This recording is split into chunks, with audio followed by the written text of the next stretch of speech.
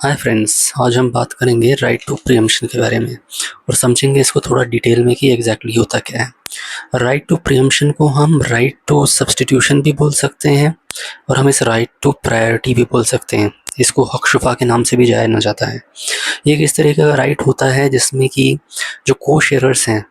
या फिर जो पार्टनर्स हैं एक पर्टिकुलर इमूवेबल प्रॉपर्टी में,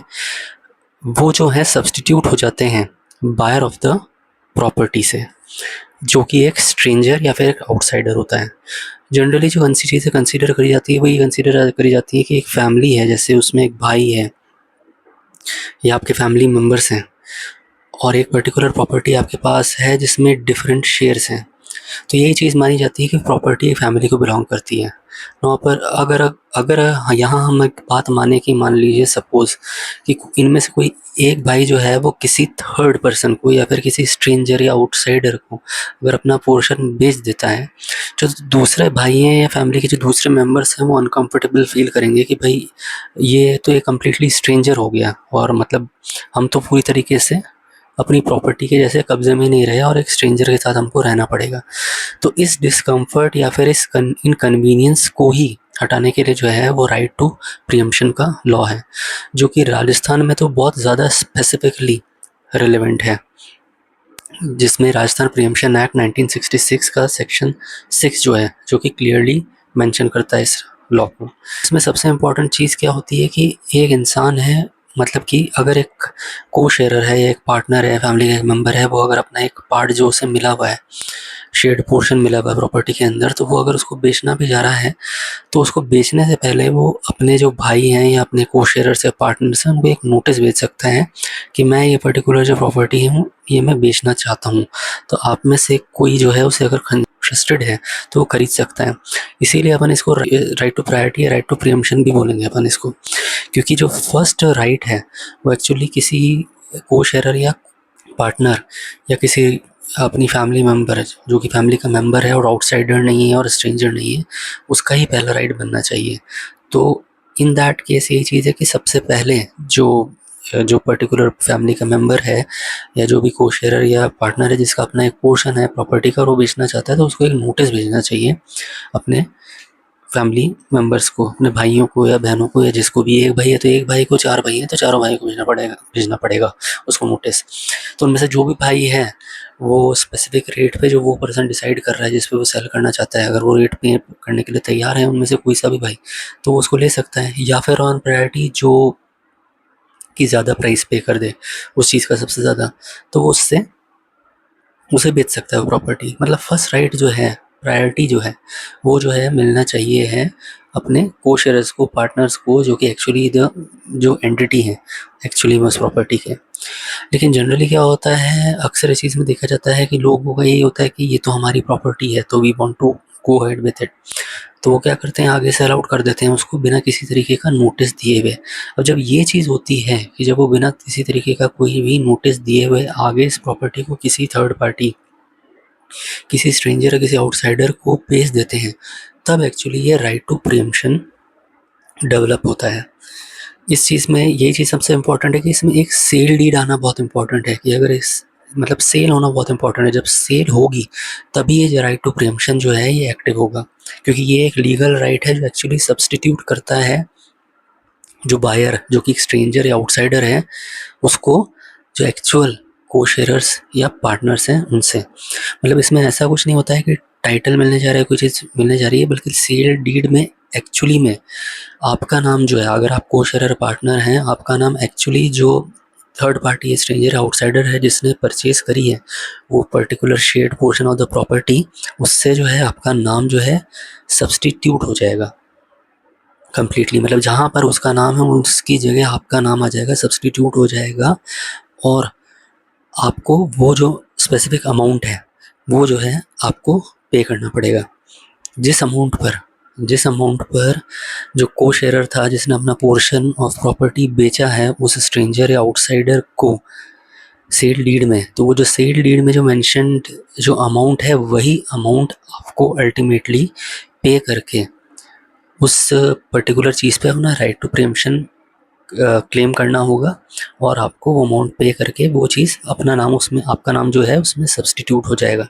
प्रोवाइडेड कि अगर जो कोर्ट है वो डिसाइड करता है और आपके फेवर में ये जो जजमेंट है अगर वो देता है, तो इन दैट केस जो है ये चीज़ें ये आपके नाम पर हो जाएगी।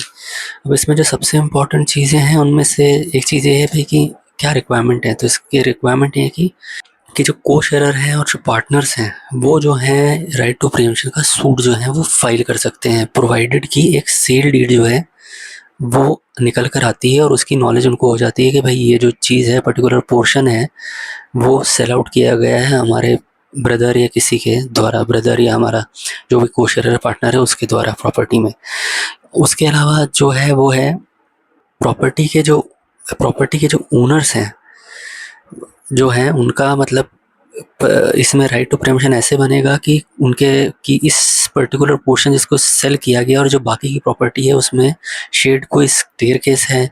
कोई एंट्रेंस है या फिर एमिनिटी है जो कि कंफर्ट या कन्वीनियंस के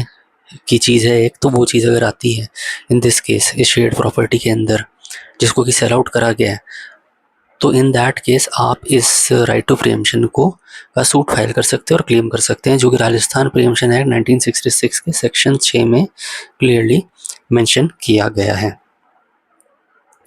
तो ये जो बेसिकली है ये राइट ऑन अ प्रॉपर्टीज जो है बेसिकली ये मतलब को शेयरर और पार्टनर का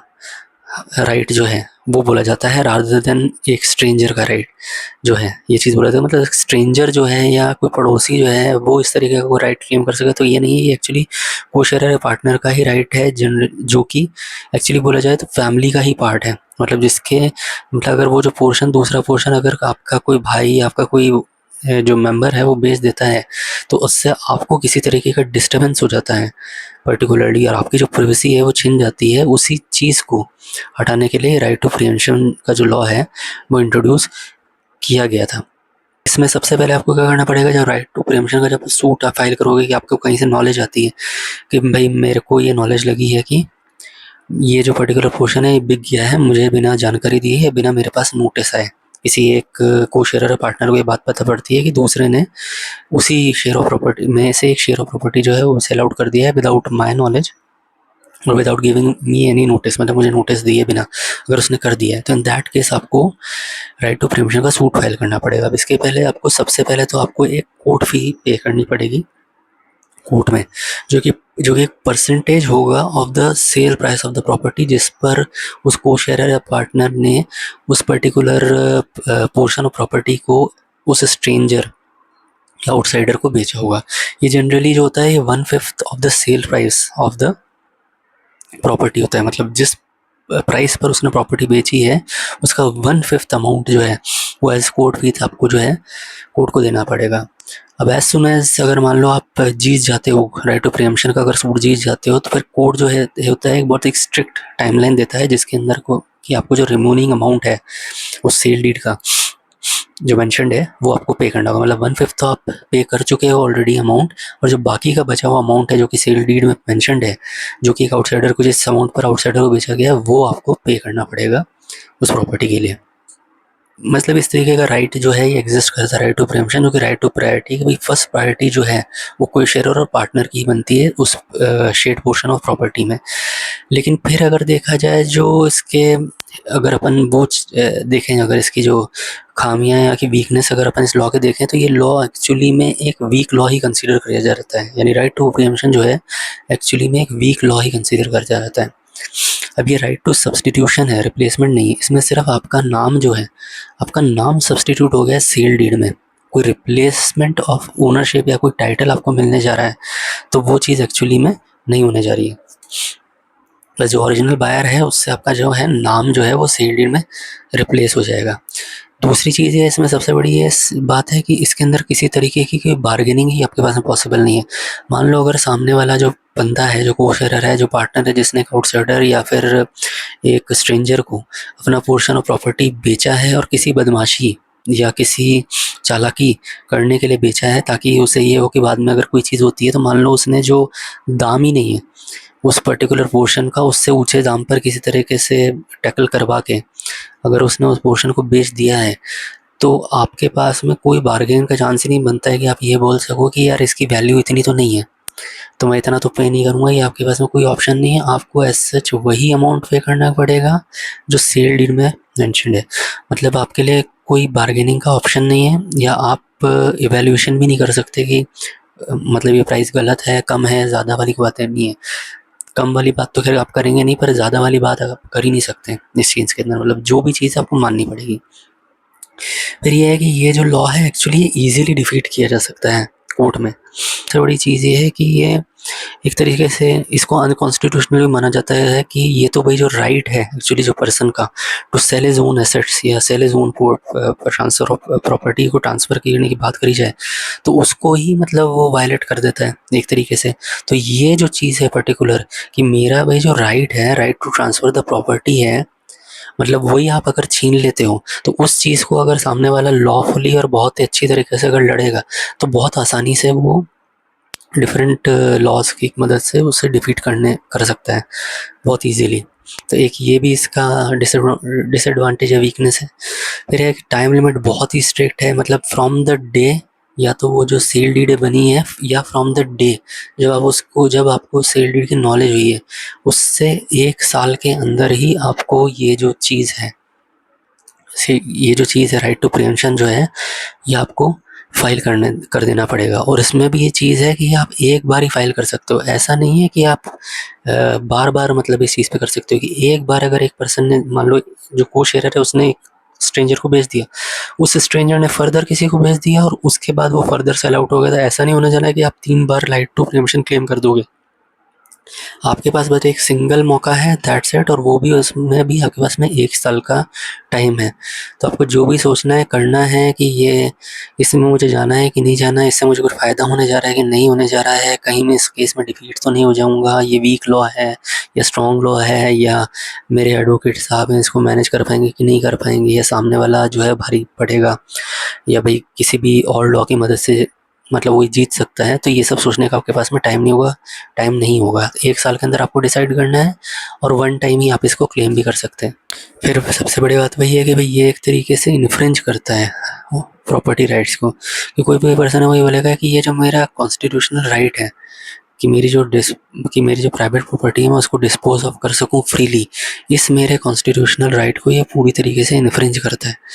तो ये बात उसके लिए प्रूव करना कोर्ट में बहुत ही आसान रहेगा, क्योंकि ये तो ऑफ कोर्स ये बात तो स्टैंड कहीं ना कहीं करती है कि भाई उसका जो राइट कॉन्स्टिट्यूशनल राइट है the freedom to dispose of his property freely, वो तो बहुत ही सॉलिड तरीके से इन्फ्रिंज होता ही है। तो ये जो मोटी मोटी बात है, आई होप कि आप लोगों को समझ में आया होगा कि एक्चुअली राइट टू प्रीएम्पशन क्या है। बहुत अच्छा लॉ है when it comes to coshare and partners, कि जहाँ पर आपका जो कोशेयर पार्टनर है किसी और को स्ट्रेंजर को सेल ऑफ कर देता है तो भाई आपको इनकन्वीनियंस होगी, आप डिस्टर्ब हो गए उसकी प्रेजेंस से, तो आप राइट क्लेम कर सकते हो। या तो वो पहले आपको नोटिस दे दे कि मैं बेचने जा रहा हूँ और आपसे उसका दाम ले ले, या फिर अगर उसने सेल डीड ले ली है किसी स्ट्रेंजर को बेच के तो आप उसकी कोर्ट फी अदा करके राइट क्लेम करके और उसके बाद में उसको कोर्ट में उसको सूट डाल के अगर आप जीत जाते हैं तो वो अमाउंट सेल डीड का पे करके और आप अपने नाम पर रिप्लेस करवा लीजिए, सब्सटीट्यूट करवा लीजिए उस बायर या स्ट्रेंजर के नाम से अपने नाम को। लेकिन अगर पर्सनली मेरी बात मानेंगे या मैं अगर पर्सनल अपना इस चीज़ पर बात रखूं तो इसमें आगे जाने में कोई बहुत ज़्यादा मतलब नहीं है, क्योंकि इसमें अल्टीमेटली ज़्यादा चांसेस इस चीज़ के हैं कि ये 100% तो नहीं पर हाँ 90% चांसेस है कि ये डिफीट होगा कोर्ट में, क्योंकि सामने वाला जो है वो वही चीज़ है कि अपने कॉन्स्टिट्यूशनल राइट और the freedom to dispose of his property freely और right to transfer of property जो है उस पर्टिकुलर चीज़ पे बहुत स्ट्रांगली लड़ पाएगा और कोर्ट उसकी बात कहीं ना कहीं बहुत स्ट्रांगली मानेगा। या तो आप बहुत ही स्ट्रांग रीजनिंग और बहुत ही स्ट्रांग अपना कोई वो बात रखते हैं तो फिर बहुत बात अलग है, लेकिन अल्टीमेटली ये है कि सामने वाले की प्रॉपर्टी है और वो अपना राइट एंजॉय करना चाहेगा जिस तरीके से आप जो अपने पोर्शन पे बैठे हैं और आप अपना राइट एंजॉय करना चाहते हैं, तो वही चीज़ है। तो ये एक तरीके से वीक लॉ है, इसमें आगे जाने में बहुत ही डाइसी चीज़ है। तो मतलब मेरी रिकमेंडेशन यही नहीं रहेगी कि इस चीज़ में आगे जाया जाए, कोई और तरीका निकाला जा सके आउट ऑफ द कोर्ट तो वो चीज़ ज़्यादा बेटर रहेगी, बजाय इस चीज़ में जाके चीज़ों को और ज़्यादा डिस्टर्ब करने की, क्योंकि आगे जाके ये मतलब मुश्किल ही रहने वाला है। और ऐसा तो है होने नहीं जा रहा है कि 1 साल में कोई जजमेंट आने जा रहा है आपके फ़ेवर में, चलना तो है ही, मुकदमा जो है वो लंबा ही चलेगा। एट द सेम टाइम इसमें बार्गेन का कोई ऑप्शन नहीं है आपके पास में। जो सेल डीड में प्राइस वो उस बंदे ने लिखवा दी है, जो सेल डीड प्राइस में उसने डिसाइड कर दिया आउटसाइडर को बेचने में, वही अमाउंट आपको एनी हाउ पे करना पड़ेगा।